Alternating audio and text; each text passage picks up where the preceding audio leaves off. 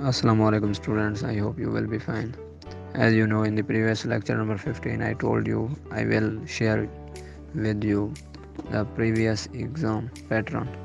I mean previous past paper that we done in the previous year 2023. तो student मैं आपके साथ जो पिछले साल एग्ज़ाम वगैरह हुआ था 2023 में वो शेयर करने जा रहा हूँ आज, मतलब इस लेक्चर में। ये हमारा लेक्चर लेक्चर तो नहीं है, लेकिन एक अदर एक्टिविटीज़ है जो हम सब के लिए बहुत इम्पॉर्टेंट है, ख़ासकर LHV पार्ट 1 स्टूडेंट के लिए। तो स्टूडेंट मैं आपको ये बता दूं कि जो पेपर पैटर्न होता है वो 2 पार्ट पर यानी कि कंसिस्ट करता है।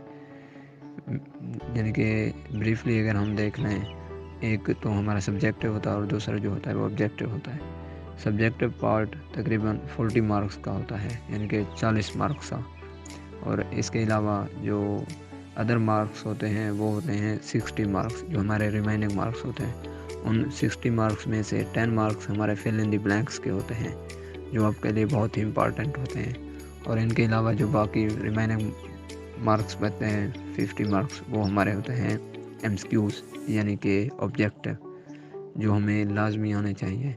स्टूडेंट आप ख़ुद देख लें कि अगर किसी ने 50 मार्क्स टोटल, मतलब 100 मार्क्स का पेपर होता है, और इसके अलावा उसी 100 मार्क्स जो थ्योरी टाइप होता है, इसी थ्योरी के अलावा जो बाकी 100 मार्क्स होते हैं वो वाइवा के होते हैं, टोटल यानी कि 200 का।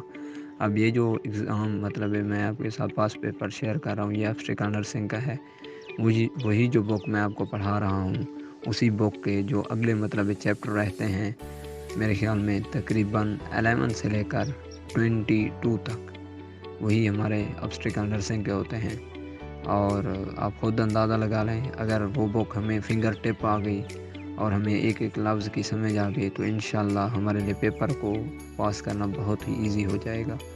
और इतना टफ़ भी नहीं होता पेपर। आप खुद देख सकते हैं कि इसमें MCQ आपकी वही होंगी जो आपने पढ़ी होंगी, और जो आप कम्युनिटी हेल्थ की बुक पढ़ते हैं वो आपके लिए वाइवा के तौर पर ज़्यादा काम करती है, और मे भी हो सकता है उसमें भी MCQs आ जाएँ। वैसे एनाटॉमी और फिजियोलॉजी आपके लिए बहुत इंपॉर्टेंट होती है, क्योंकि ये अगर कोई भी मेडिकल स्टूडेंट मेडिकल के फील्ड में आ जाता है तो उसके लिए एनाटॉमी और फिजियोलॉजी का स्टडी करना बहुत ही इम्पॉर्टेंट होता है।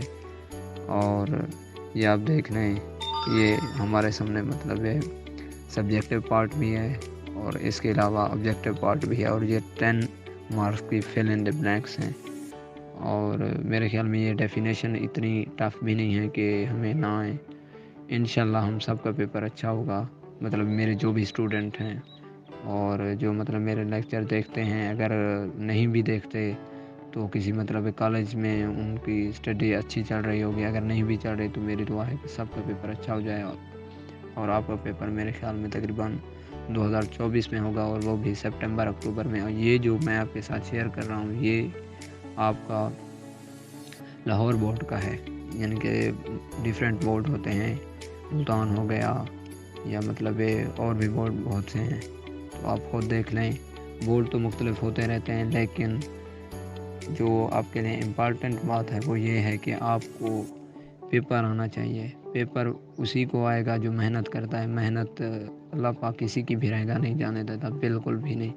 और इंशाल्लाह हम सब इजीली से अच्छे मार्क्स से पास हो जाएंगे, और इंशाल्लाह ज़रूर होंगे। मेरी ये दुआ है कि तमाम स्टूडेंट्स अच्छे मार्क्स के साथ पास हों, और जल्द अज जल्द उनका जो रिज़ल्ट है ना वो गुड आएगा इंशाल्लाह। आपने बिल्कुल टेंशन नहीं लेनी, इजी रहना है। पेपर से पहले जो स्टूडेंट इजी रहता है उसी का पेपर गुड होता है। अगर किसी ने टेंशन अपने आप पर ले ली, यानी कि भूत सवार कर लिया एग्ज़ाम का, तो फिर उसके लिए ख़ुद वो टेंशन बन जाएगा। तो स्टूडेंट्स आप ये ये जो मेरे पास्ट पेपर हैं इनको आप डाउनलोड कर सकते हैं, यानी कि अपने पास सेव रख सकते हैं। अगर किसी को ना भी समझ आई तो मुझसे पूछ लीजिएगा। जज़ाकल्लाह।